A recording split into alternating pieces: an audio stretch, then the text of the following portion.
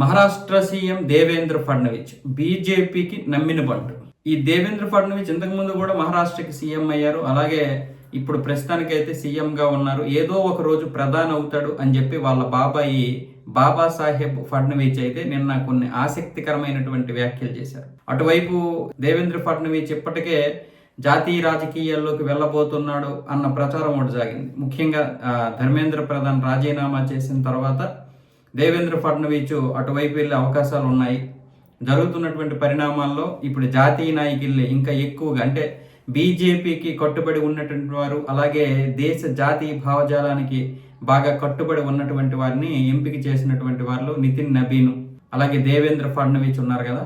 ఈ నేపథ్యంలోనే దేవేంద్ర ఫడ్నవీస్ పేరు ప్రధానిగా వినిపిస్తుంది అని బాలాసాహెబ్ చెప్పడం అనేది నిన్న పెద్ద రాజకీయ దుమారమే లేపింది. దుమారం అంటే దుమారం కాదు, రాబోయే తరంలో అంటే రేపు పొద్దున్న ఒక 15 సంవత్సరాలు 20 సంవత్సరాల తర్వాత అయినా ఆ యొక్క స్థాయికి వస్తాడు అన్న విధంగా బాబాసాహెబ్ యొక్క మాటలు అయితే ఉన్నాయి. నిన్న ఆయన యొక్క పుస్తకం దేవేంద్ర ఫడ్నవీస్ యొక్క జీవితం ఆధారంగా రచించినటువంటి పుస్తకం విడుదల చేసేటటువంటి కార్యక్రమంలో ఈ వ్యాఖ్యలు అయితే చేశారు. ఇప్పుడు ఇవి చాలా వరకు చక్కెరలు కొడుతున్నాయి, ముఖ్యంగా మహారాష్ట్ర రాజకీయాల్లో. అయితే ఆయన దేవేంద్ర ఫడ్నవీస్ ఏమంటున్నాడంటే, నేను దేశ రాజకీయాల్లోకి వెళ్ళలేను, నాకు అది ఇష్టం లేదు, ఇక్కడ రాష్ట్రానికే సేవ చేస్తాను, ఇక్కడే నా దేశ సేవ, నా మొత్తం రాష్ట్ర సేవ అంతా ఇక్కడే ఉంటుంది అన్న విధంగా ఆయన మాట్లాడాడు.